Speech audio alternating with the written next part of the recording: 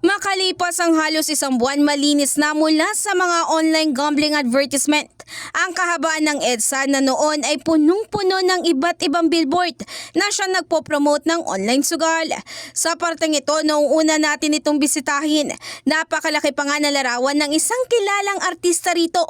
At halos sakop na rin ito ang buong gusali, pero ngayon ay wala na ito. Samantala, maliban nga sa mga nakatupi at trollong tarpaulin na ating naabutan na siyang inalis na rin, ay sa ating pag-iikot ay may isang kapansin-pansin na advertisement ang nananatili pang nakabalandra sa publiko. Bagamat napansin naman natin na ilan sa mga parte nito ay inalis na. Bilang nasa 30,000 pa ang illegal online gambling sa Pilipinas, ay batid naman ni Senate Committee on Games and Amusement Chairperson Senator Erwin Tulfo na magiging matrabaho ang paglaban dito. Kailangan mo talaga strict ikang enforcement, habulin. Pero we have a problem here. Ito mga illegal, yung legal lang nga, we're having problems, di ba?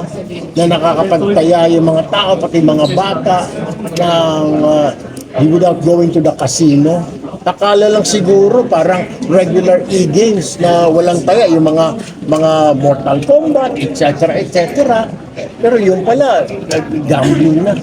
Maaalala, maliban sa mga e-wallets, iimbitahan na rin ng senador ang isa sa mga illegal na gambling site na kung tawagin ay ang 1xBet dahil sa umano'y pambabastos nito sa gobyerno sa pamamagitan ng kanilang lantarang pagpopromote ng online sugal kahit hindi nga sila nagbabayad ng buwis. In the heart of changing lives, ako si Brigada Ann Cortas ng 105.1 Brigada News FM Manila, The Music News Authority.